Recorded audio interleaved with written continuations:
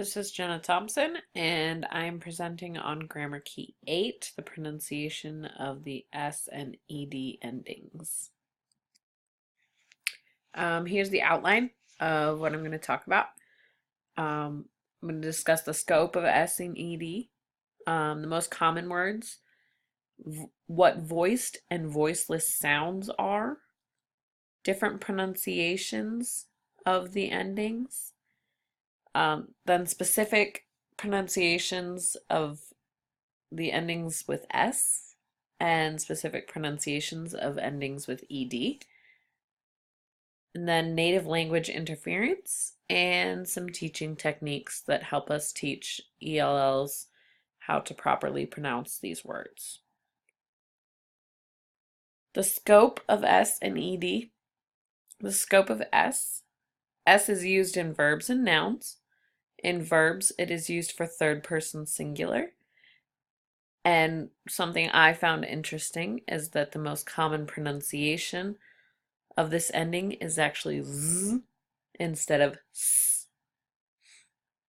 I assumed it would be S as it is S, but as I came to really think about it, a lot more words sound like they end with Z instead of S. And ED is often associated with simple past tense. It is used for simple past tense, but it is also used as past participles in present perfect, past perfect, and future perfect tenses. And the most common pronunciation is D.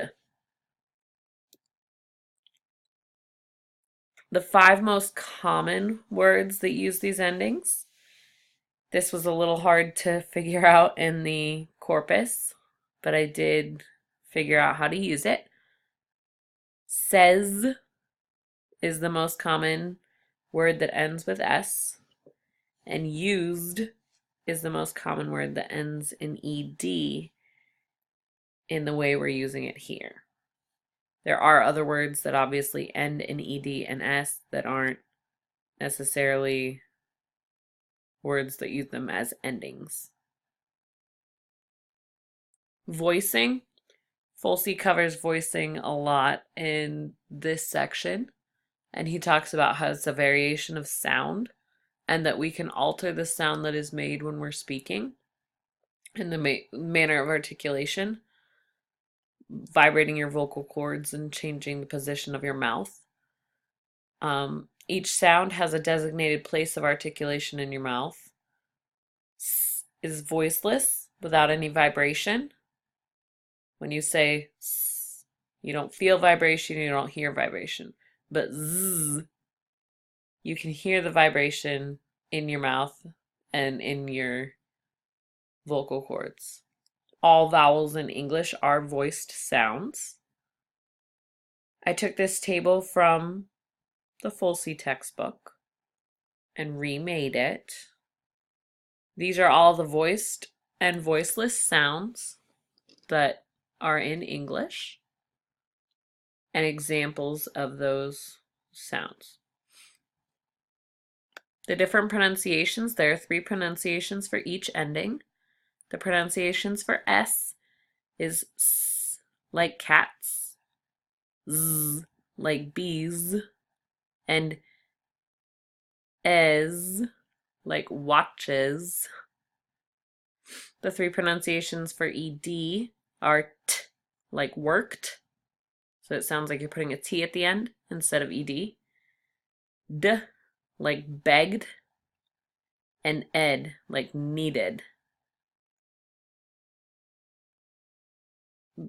This table goes more into the specific pronunciations of S, which ones are voiced, voiceless, and other, and which sounds require which endings to make the correct word, such as bed. Well, bed ends in D, which is a voiced sound, so you would add Z to the end to make beds.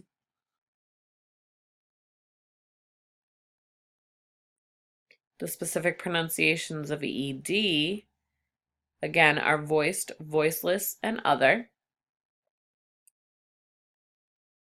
we have the d, t, and ed sounds in this one. Hearing the final sound, when you hear the difference, you can hear the difference of the final sound of a word by putting an example word in a sentence where the next word begins with a vowel. In this case, it is something such as he bagged all of the cans. And when you're practicing this with ELLs, you want to make sure you say it in a normal way and not state every word in the sentence, because it is better to hear it as a fluid sentence instead of hearing each individual word. So you would say he bagged all of the cans. And when you say bagged all, it sounds like doll. And that way you can hear the difference in the sounds, as opposed to a sentence like he backed all of my ideas. Native language interference. There's a lot of native language interference with endings of words. In all languages, there's an assumption of one-to-one correspondence with letters and sounds. Obviously, as native speakers, we know that a lot of letters actually have more than one sound.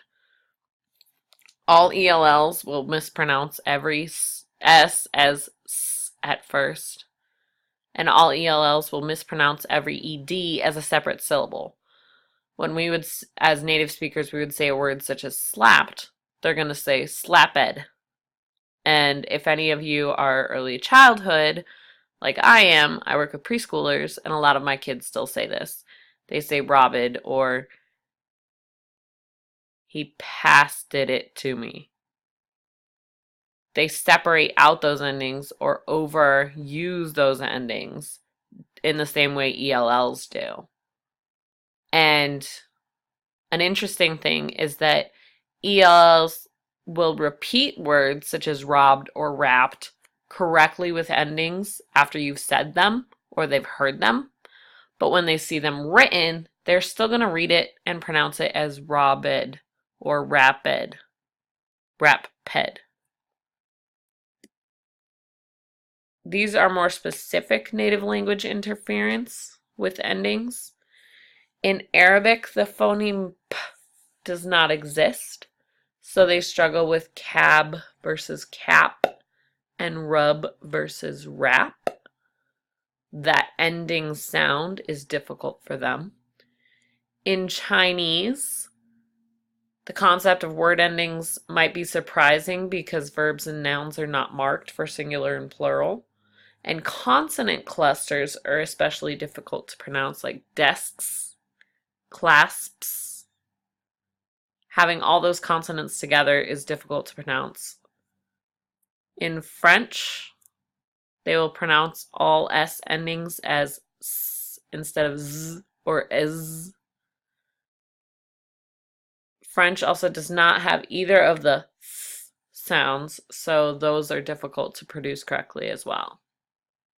Japanese is similar to the Chinese in that verbs and nouns are not marked for singular and plural. And most Japanese words actually end in a vowel sound. Things like sushi and sashimi. Those consonant clusters in English are difficult for them as well.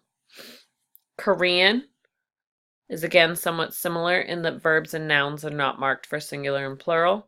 Also, the phoneme Z does not exist, so Korean ELLs may substitute S instead. Russian native language interference. They tend to read and pronounce English words the way they are written, so they're more likely to separate out those words such as robbed or rapid. They also have trouble with TH, which is rendered as T. And this can impact whether the past tense ending is rendered D or T, and the S is rendered Z or S, or the ending is mistakenly rendered as an extra syllable of id or is. V and W, V and W are also confusing, and the English is very problematic for Russian. In Spanish, the phoneme V does not exist, and Spanish speakers often misuse B instead, which causes pronunciation problems of verb endings after v, b, like lives or robs, as well as past tense endings after v and b, like lived and robbed. Teaching techniques. One of the ones I found most interesting was to present the words grouped according to sounds instead of alphabetically. So when you organize words for students to learn, they need to see them in lists according to how they end. In this example, it has a list of animals, and we have the animals that end with the S sound, animals that end with the Z sound, and animals that end with the EZ sound. This way they can see and understand that although they all have S or ES at the end, they still make different sounds depending on what the word is. Another really good teaching technique is to use songs, because the students are repeating the words after they hear it and not completely realizing that they're actually learning a language pattern and understanding how to better speak English through that song. And they can then apply that pattern to their regular speaking. The exercises in the workbook, these are the ones I found most useful. 8, 9, and 10 on 156 and 157. 13 and 14 on 157 and 158. I thought those two could be the most useful for ELLs as well as us as their teachers. And 23 and 24 on 160 and 161 were also helpful. And that's it. If you have any comments, feel free to make them, and I will answer your questions as best I can. Thanks.